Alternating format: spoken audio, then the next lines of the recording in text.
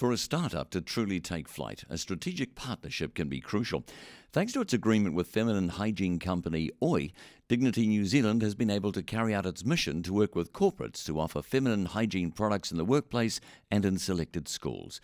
Dignity New Zealand co-founder Jacinta Gulasekharam spoke to MBR's Jill South. So tell us about the business as it is today.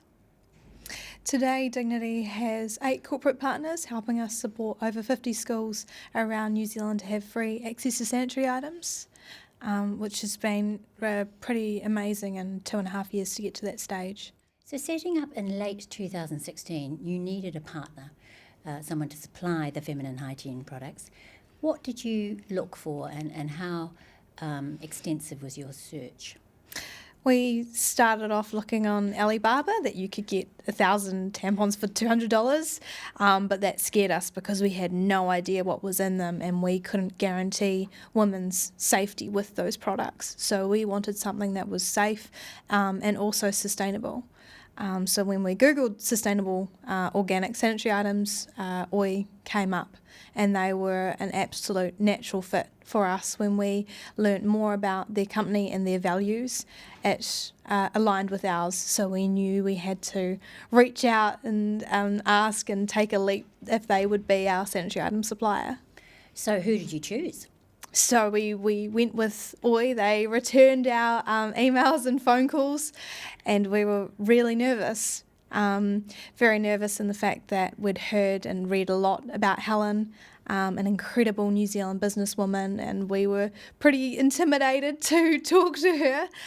And so we finalised our partnership in February 2017, and we haven't looked back. It's fantastic product. They're an incredible New Zealand business and success story.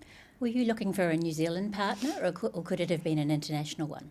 We were keen on New Zealand. I think we are keen on showcasing New Zealand Inc. So Oi was a great fit in terms of being a New Zealand business, their product being fantastic and organic, and their values aligning with us. Did you have to convince Helen Robinson from Organic Initiative, or Oi as we call it? I think Helen's an incredible woman, and she listened to our proposition. We really had to be tight with what we were saying, so we prepared pretty meticulously beforehand to be succinct with what our business idea was. It was an idea at that stage. We did not have customers or anyone that was ready to sign up. So it was very much in the early stages, in the first few months of our business idea.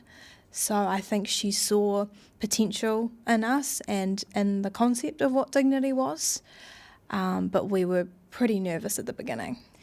What do you think you've given Helen Robinson back in reverse? What do you think you've given her? Do you give her useful information on what women want? I mean, are you giving her data, any market information? So we do share, I guess, our impact reports. So each time we're in a new corporate, we do a impact report to understand the value of the Dignity initiative. And a lot of the feedback we get is around the product, that they love that it's sustainable, they find it really great to use, so we provide that back, as well as the impact in the schools as well. So I think it's great to see the Oi product exposure, not only in the supermarkets but also in corporates and schools, so people can understand the different items in the market for sanitary items. And Oi is a premium product, and it's also great for the environment as well, and that's something that consumers are more and more starting to think of. The scale of the partnership, would it ever get to a point where you were asking for too much from Oi, or are they, as much as it takes? I think the partnership's really well balanced in terms of we get incredible product and they get great exposure. So I definitely see it as a strong partnership, and we wouldn't be where we are today without that partnership or if we'd chosen one of the other conventional brands or sourced it ourselves, it wouldn't have really made sense. I think having that partnership has allowed us to grow and to be an ethical business as well. Has Helen Robinson ever given you any strategic advice? Things, I guess, outside the natural confines? So we get to talk to Helen a couple of times a year. Of course, she's a very busy woman with the US expansion, and when we talk with her, it is at that high level about what our plans are for the year. And especially this year, it's a really busy space, and we are evolving as a business. And she's been really supportive of us looking at collaborating with other organisations that are working towards solving period poverty in New Zealand. And she's got this great way about her where she really listens and has given us some really great advice. And at the end of those phone calls, we always just feel so lucky that we've had that time with her. Thanks very much, Jacinta. And I'm here now with Helen Robinson, founder of Organic Initiative, or better known as OI, and she's joining me now. So tell us about the Organic Initiative's role in this partnership with Dignity New Zealand. So we're very proud to work with Dignity, who is focused, as you're aware, on helping resolve what's commonly known as period poverty. And so we're helping Dignity in every way we possibly can, from both supply of product through to working alongside them in terms of their mission into the corporate market and other types of information. So, but it's mostly around the product side. And of course, our view is that all women, and including young women who don't have access, should have access to healthy for them and good for the world products. And have you made any introductions to them from the corporate world? Because obviously you were Microsoft CEO, so you're very well connected. Mm-hmm. Yeah, and that's a key part, I think, of any relationship. It's not what you know, it's who you know. And certainly, we've got a couple of amazing young women who have started this incredible organisation. And if we have nothing else, we actually have amazing, very, very good and strong connections and contacts, from banking through tech companies, through to the more broader corporate environment. And so we have a person in New Zealand at OI who has, as part of his responsibility, is really to help the Dignity team to find, identify, connect with, and then actually to close the sale that then helps contribute to their overarching mission. How big a team do you have in New Zealand? Well, we have quite a distributed team, so it's not quite as simple an answer. We have a small office team who works from an administrative, ordering, accounts standpoint. We have a product manager, a head of marketing, our CFO, corporate CFO is based in New Zealand, head of sales, and so we have a really tight-knit team in the office. And then we use third-party logistics from a warehousing standpoint. We work with an amazing brand marketing agency organisation, and then of course I commute between New Zealand and the US mostly now, but also more broadly afield. So it's a small team, but it's a very vibrant and certainly hardworking team that's really focused on doing good, which is what our mission is. With the Dignity New Zealand partnership, I guess in particular, was there any conceivable downside to it? I mean, would retailers say we want you just concentrating on us as a channel? Have you had any pushback from retailers?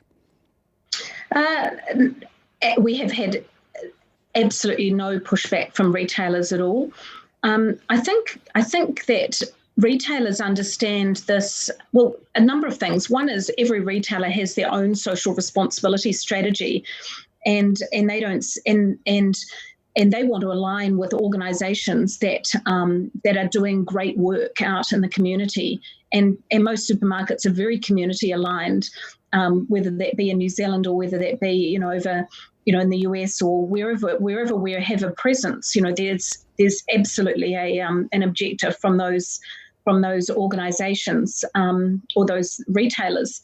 The other thing too, I think that retailers and anybody in business recognises is this whole concept of divide and conquer. I use the analogy of the dress shop, and everybody looks at me crazily when I say that, but the dress shop analogy is, if you have a little town or a little village and you have one dress shop in that village, then you might get a little bit of foot traffic. And, you're never going to set the world on fire and you're never going to be a big organisation. But if you have 10 dress shops in that little village, then it becomes a destination. And therefore, your chances of success as an organisation are much greater. And I think, over years in business, you learn that in order to build great scale, competition is actually really good. Competition's healthy. It's not. You should welcome it with open arms. Be eyes wide open, well aware of what's going on. But you should always embrace the competition. And so I think that rather than retailers thinking of charitable type donations or charitable type of exercises, that actually it's very critical from a market awareness, from a brand awareness, from a general market exposure standpoint. And it's a bit like when you bring in, potentially conflicting products in an organisation like OI. When we introduced a menstrual cup, for example, we had great debate around the board table as to whether it would eat our general feminine hygiene marketplace. But actually the opposite's true. We bring in a cup and our sales of our core range, continue to grow exponentially. So the opposite's true. Has there been an especial benefit to you working with Dignity New Zealand? Have they taught you anything in the partnership? Because partnerships, they have to be two-sided, don't they? That it's not all about, one side having a particular benefit. One of the key lessons working with Dignity is the reminder that everybody, and especially young people, have so much to offer. Here we have a couple of graduates, really, early in the workforce. And I think it's very easy when you're older to work alongside people that have the experience that you would typically expect. But when you have an organisation such as Dignity, and you have younger professionals, then they teach you so much about doing things differently and doing things fast. Although my board would argue that I think we go fast enough at all. But I think that's so that's the first thing. The second thing I think is very important is we're all old in the tooth, and our primary market is the founders of Dignity. Young woman is our primary market, and we should be taking a step back and listening and learning to what they have to say on what's important to them and why are they doing what they're doing, and what kind of products would they be interested in. So I think it's very refreshing working alongside Dignity, for sure. Helen Robinson, founder of Organic Initiative, OI, thank you very much. You're very welcome. Thank you.